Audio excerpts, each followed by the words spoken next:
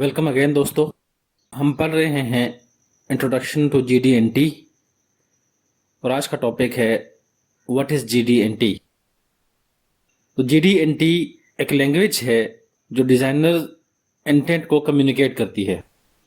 जिस तरह ज़ुबान के कुछ अल्फ़ाबेट्स होते हैं, इसी तरह GD&T के कुछ अल्फ़ाबेट्स हैं जिनको हम सिंबल्स कहते हैं, और कुछ रूल्स हैं जिनके तहत ये काम करती है।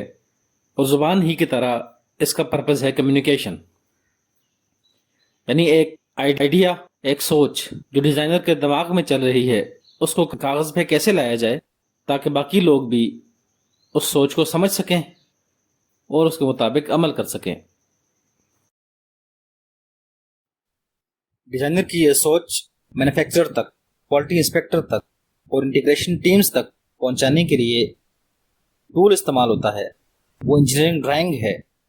और इंजीनियरिंग ड्राइंग को रिफाइन करने के लिए हम टॉलरेंसेस का इस्तेमाल करते हैं। इंटरचेंजेबिलिटी इंश्योर करने के लिए हमें टॉलरेंसेस की रिक्वायरमेंट होती है, और ये टॉलरेंसेस दो तरह की होती हैं। नॉर्मल टॉलरेंसेस जिनको हम प्लस माइनस या कोऑर्डिनेट टॉलरेंसिंग कहते हैं, और ज्योमेट्रिक डायमेंशनिंग एंड टॉलरेंसिंग जो हमारा आज का टॉपिक है।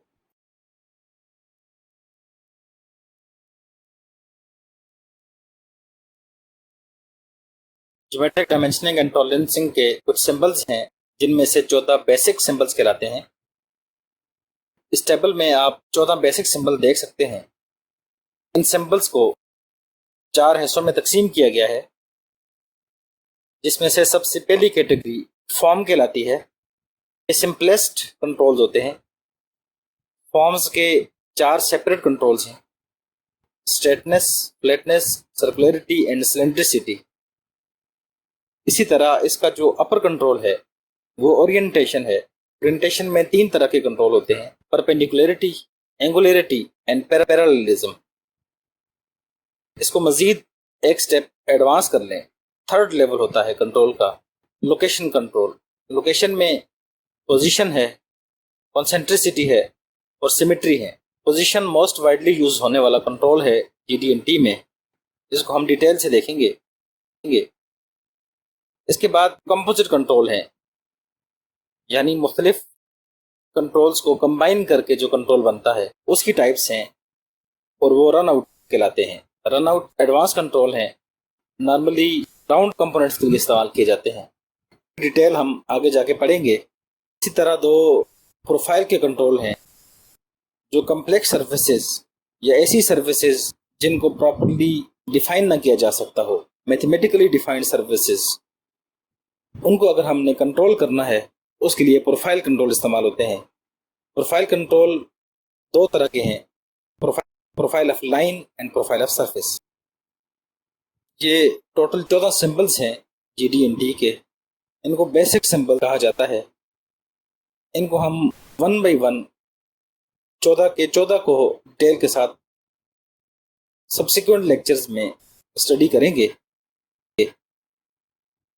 और पोजीशन को हम MMC, LMC, RFS और उसकी बाउंड्रीज और फास्टर फार्मूलाज, इन सारे टॉपिक्स को हम पोजीशन के अंदर कवर करेंगे।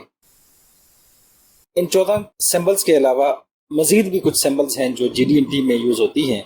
वो नॉर्मल ड्राइंग के से हो सकती हैं, और इसके अलावा भी कुछ एडिशनल सिंबल्स भी हैं जो इस्तेमाल होती हैं, वो हम अगले टेबल में स्टडी करें।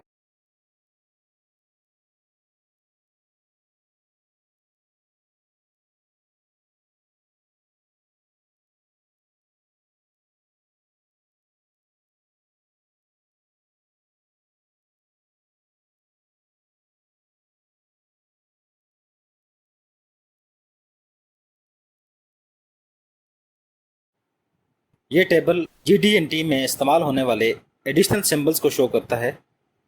सबसे पहले बेसिक डायमेंशन या थ्योरेटिकली एग्जैक्ट डायमेंशन का सिंबल है। एक बॉक्स के अंदर जब किसी डायमेंशन को शो किया जाए तो उसको बेसिक डायमेंशन कहा जाता है। इस पर डायरेक्टली कोई टॉलरेंस नहीं होती, इसकी टॉलरेंस फीचर कंट्रोल फ्रेम से आती है। उसके बाद डायमीटर का सिंबल है। स्फेरिकल डायमीटर है, रेडियस है, कंट्रोल रेडियस है, स्फेरिकल रेडियस है। इन सब की डिटेल ASME Y 14.5 चैप्टर 1 में देखी जा सकती है। स्क्वायर का सिंबल है, स्टैटिस्टिकल टॉलरेंसेस हैं। किसी डायमेंशन को अगर पैरेंथेसिस 2 ब्रैकेट्स के अंदर रखा जाए तो उसको हम रेफरेंस डायमेंशन कहते हैं। रेफरेंस डायमेंशन पे टॉलरेंस नहीं होती, ये सिर्फ मैन्युफैक्चरिंग या इंफॉर्मेशन के लिए होती है। इसी तरह नंबर ऑफ प्लेसेस के लिए x यूज़ होता है। फॉर एग्जांपल 3 प्लेसेस हैं तो हम 3x लिखेंगे। इसी तरह काउंटर बोर का सिंबल है, स्पॉट फेस का सिंबल है, काउंटर सिंक का सिंबल है, होल डेप्थ का सिंबल है, एनवेलप प्रिंसिपल जिसको आईएसओ में कहा जाता है। एएसएमई में चूँकि रूल 1 इस्तेमाल होता है तो वहाँ पे एनवेलप प्रिंसिपल का कोई कॉन्सेप्ट नहीं है, कोई सिंबल नहीं है। इस तरह इंडिपेंडेंसी प्रिंसिपल है जो कि वाई 14.5 में रूल 1 को ओवरराइड करने के लिए इस्तेमाल किया जाता है, जबकि आईएसओ में इसका कोई सिंबल नहीं है। अगर किसी डायमेंशन को नॉट टू स्केल रखना हो तो उसको अंडरलाइन कर देते हैं। इसी तरह आर्क लेंथ का सिंबल है, स्लोप का सिंबल है, कॉनिकल टेपर है, कंटिन्यूस फीचर का सिंबल एएसएमई में 2009 वर्जन में ऐड किया गया था। ये बड़ा इंपॉर्टेंट सिंबल है, इसकी भी हम डिटेल आगे चल के पढ़ेंगे। डायमेंशन ओरिजिन का सिंबल भी 2009 वर्जन में ऐड किया गया। ये किसी डायमेंशन के स्टार्टिंग पॉइंट को शो करता है, इसकी डिटेल भी हम एग्जांपल से देखेंगे। इसी तरह ड्राइंग के 2 सिंबल्स हैं, फर्स्ट एंगल प्रोजेक्शन और थर्ड एंगल प्रोजेक्शन। ये बेसिक इंजीनियरिंग ड्राइंग के रिलेटेड सिंबल्स हैं और ये भी आम तौर पे आपको ड्राइंग के ऊपर मिलेंगी। अब एएसएमई वाई 14.5 या GD&T की हिस्ट्री देख लेते हैं। इसका कॉन्सेप्ट बहुत पुराना है और ये इटालियन इंजीनियर विटनी ने ये कॉन्सेप्ट दिया था कि मैन्युफैक्चरिंग में अगर टॉलरेंसेस को कंट्रोल किया जाए तो इंटरचेंजेबल पार्ट्स बनाना पॉसिबल हैं। विटनी ने 10 गन्स इस कॉन्सेप्ट से बनाई कि उनके पार्ट आपस में इंटरचेंजेबल थे। एक गन के पार्ट आप उठा के दूसरी गन में लगाएं तो वो प्रॉपरली फिट हो जाते थे और गन वर्किंग करती थी। लेकिन ये कॉन्सेप्ट ज़्यादा मकबूल नहीं हो सका क्योंकि उस वक्त मैन्युफैक्चरिंग इंस्पेक्शन डिज़ाइनर आमतौर पे एक ही फैक्ट्री के अंदर बैठे होते थे और वो चूंकि एज अ टीम काम कर रहे होते थे तो सारे कॉन्सेप्ट्स टीम के दरमियान डिस्कस होते थे और पूरी टीम एक पेज पे होती थी, जिसकी वजह से इश्यूज बहुत कम आते थे और चीज़ें स्ट्रीमलाइन चलती थी। आईएसओ ने BS 308 सीरीज के स्टैंडर्ड लॉन्च किए जो कि GD&T के कॉन्सेप्ट्स की बेस हैं, लेकिन वो भी ज़्यादा पॉपुलर ना हो सके। यहाँ तक कि वर्ल्ड वार 2 स्टार्ट हो गई। वर्ल्ड वार 2 में चूँकि मुख्तलिफ कंट्रीज आपस में एलाइज थे तो अब एक कंपनी की जो वेपन्स हैं या बाकी जो चीज़ें हैं वो एक कंट्री से दूसरे कंट्री में जब ट्रांसपोर्ट हुई तो वहाँ फॉर्म, फिट एंड फंक्शन के इश्यूज आने शुरू हुए। और जब वर्ल्ड वार 2 अपने एंड को पहुंची तो उस वक्त scrap yard non usable part से भरे पड़े थे। जब उन पार्ट्स को उठा के एनालाइज किया गया तो ये बात सामने आई कि पार्ट एज पर ड्राइंग बिल्कुल ठीक बने हैं, लेकिन इसके बावजूद भी वो फॉर्म, फिट एंड फंक्शन के इश्यूज को फेस कर रहे थे। टेक्निकल टीम्स ने जब स्टडी किया तो मालूम ये पड़ा जो टॉलरेंसेस का सिस्टम इस्तेमाल किया गया है वो ज़्यादातर केसेस में प्लस माइनस सिस्टम है जो कि बहुत बेसिक लेवल के कंट्रोल को डिफाइन कर सकता है और जो प्रॉपर डिजाइनर की इंटेंट होती है उसको वो कम्युनिकेट करने की सलाहियत नहीं रखता। तो यूएसए में डिपार्टमेंट ऑफ डिफेंस ने एक स्टैंडर्ड लॉन्च किया जिसको मिलिट्री स्टैंडर्ड 8 कहा जाता है। ये 1950s में लॉन्च हुआ। उसके बाद इसके मुख्तलिफ रिवीजन आए, 8A, 8B, 8C।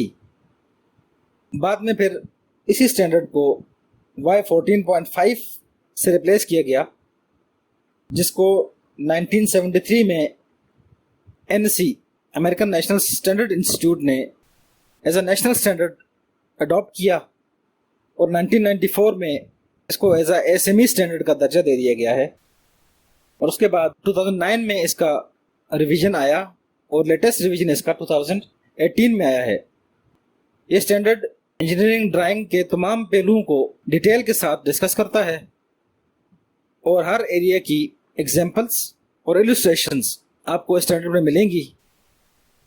हमारा ये कोर्स इसी स्टैंडर्ड की बेसिस पे है और हम कोशिश करेंगे कि स्टैंडर्ड के मेजर कंपोनेंट्स और जो कॉन्सेप्ट्स हैं उनको इस कोर्स में कवर किया जाए।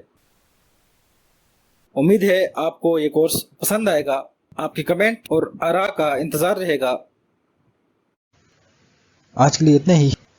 इंशाल्लाह अगले लेक्चर में ज्योमेट्रिक डायमेंशनिंग एंड टॉलरेंसिंग की ज़रूरत क्यों पेश आई, कुछ रूल्स हैं जिस तरह रूल 1 है, कुछ डेफिनेशंस हैं, feature of size, MMC, LMC and RFS, इनको देखेंगे इंशाल्लाह।